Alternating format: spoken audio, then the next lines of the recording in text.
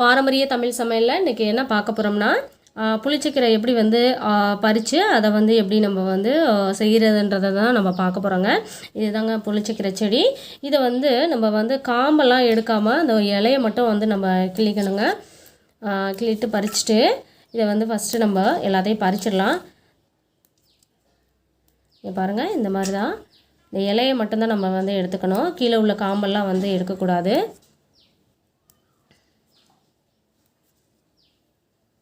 இதை மட்டும் பறிச்சுட்டு இதை அலசினதுக்கப்புறம் நம்ம வந்து செய்யலாங்க. ஃபஸ்ட்டு இதை வந்து பறிச்சுக்கலாம்.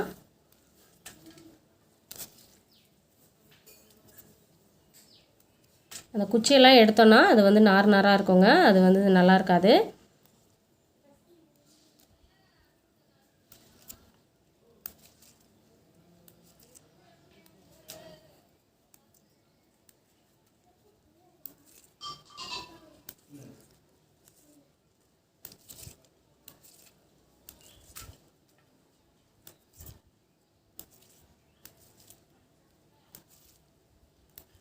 இந்த மாதிரி பறித்து எடுத்துடலாம் ஒன்று ஒன்றையும்.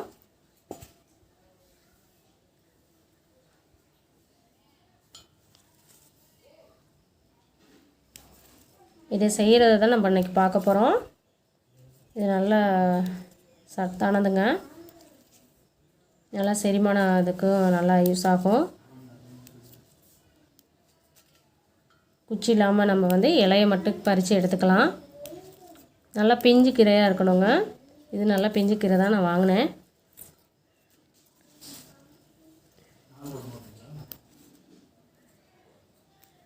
இது வந்து நம்ம இந்த இடத்துல வந்து நம்ம காய் காய்ச்சதெல்லாம் ரொம்ப முத்துனதாக இருக்குங்க. இலையும் நல்லா முத்தி இருக்கும்.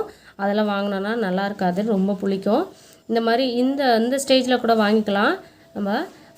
இப்போ இது வந்து சின்ன கீரை தாங்க, சின்ன கீரைன்னு சொல்லுவாங்க, பிஞ்சு கீரைன்னு சொல்லுவாங்க, இளங்கீரை. இது வந்து நல்லா இருக்குங்க, ரொம்ப புளிக்காது. அதுக்காக இந்த மாதிரி கீரையாக பார்த்து தான் நம்ம வாங்கணும். இதை வந்து இலையை மட்டும் நம்ம எடுத்துக்கலாம், குச்சியோடு எடுக்கக்கூடாது.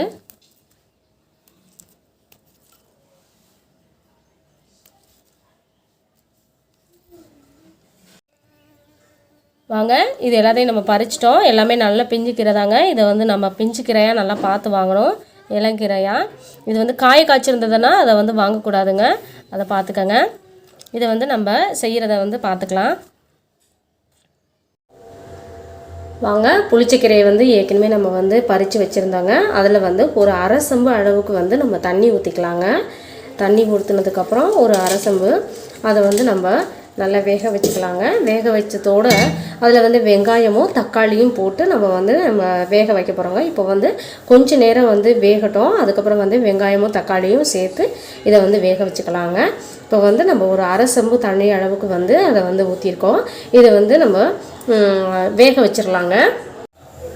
வாங்க, வேக வச்சிடலாம். ஸ்டவ்வில் தாங்க நான் வந்து மண்பானை வந்து வச்சுருக்கேன்.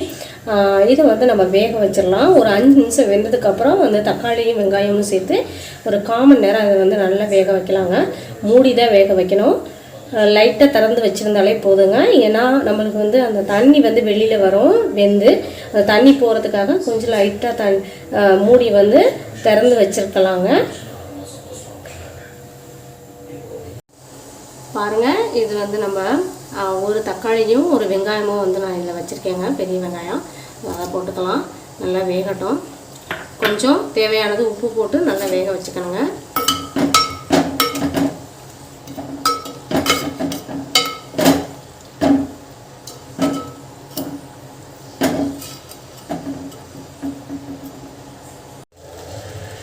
வாங்க, இந்த சமயத்தில் நம்ம பாருங்கள் நல்லா வெந்துருச்சு.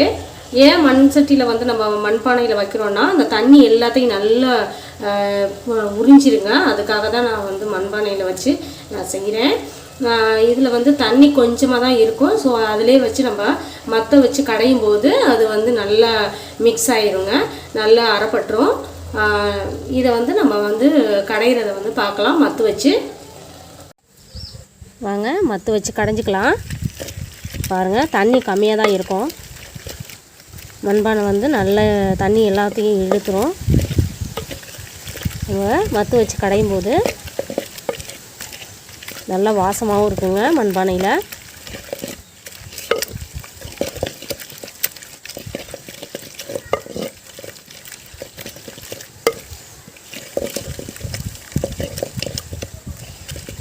புளிச்சக்கீரை நல்ல இரும்புச்சத்து அதிகமாக இருக்குங்க.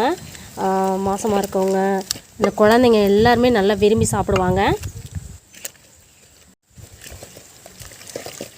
குழந்தைங்க எல்லோரும் சாதத்தில் வந்து பிணைஞ்சு கூட சாப்பிடுவாங்க.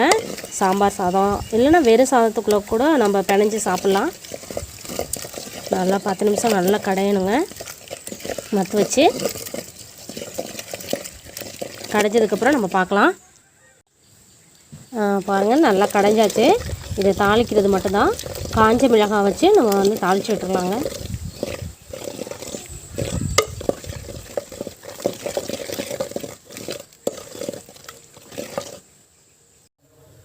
வாங்க தாளித்து விட்டுறலாம். நல்லெண்ணெய் வந்து ஊற்றிக்கலாங்க.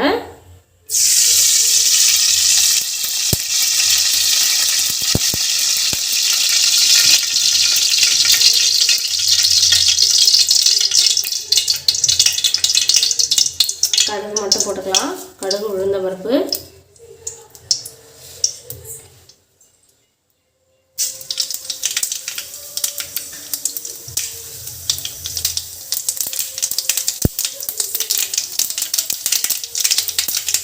இது காஞ்ச மிளகாய் வந்து வேறு போட்டுக்கலாங்க.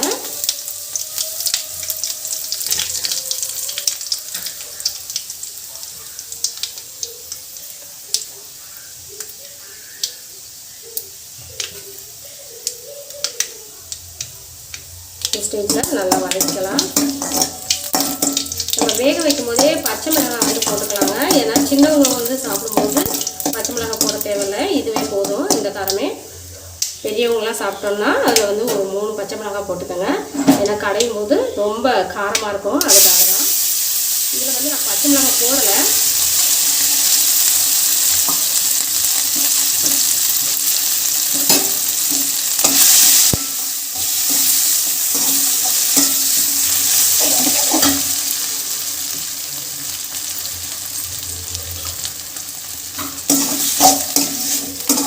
மண்பானையில் வந்து நான் மறுபடியும் தாளிக்கல அப்படின்னு சொல்லிட்டு பார்த்தோன்னா இதில் வந்து கொஞ்சம் தண்ணி ஈரப்பதம் வந்து இருந்துகிட்டே இருக்கணும். மண்பானை வந்து தண்ணி எல்லாத்தையும் இழுத்துரும், ரொம்ப காஞ்சிடும், ட்ரை ஆகிடும். ஒரு நாள் விட்டு கூட சாப்பிட முடியாது. அதனால் வேறு இதில் மாற்றிக்கலாம். அதனால தான் இதில் வந்து நான் தாளிச்சுட்ருக்கேன்.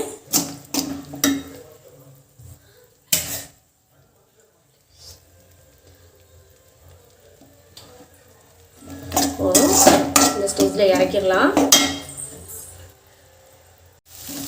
பாருங்கள், இந்த இதில் வந்து நல்லா சுடியாகிடுச்சு. போதும். புளிச்சக்கீரை ரெடி ஆகிடுச்சு. நல்லா இரும்பு சத்து அதிகமாக இருக்குங்க. சாப்பிட்டா நல்லா விரும்பி சாப்பிடுவாங்க குழந்தைங்க. இப்போ வந்து சாதத்தில் பிணைஞ்சு நம்ம பார்க்கலாம், எப்படி எடுக்கிற சாதத்தில் பிணைஞ்சு பார்க்குறதுன்னு. பாருங்கள், ரெடி ஆகிடுச்சு. குழந்தைங்களுக்கு நல்லா விரும்பி சாப்பிடுவாங்க. இதோட கொஞ்சம் ஊறுகாய் கூட வச்சு சாப்பிட்டுக்கலாம். பாருங்கள்,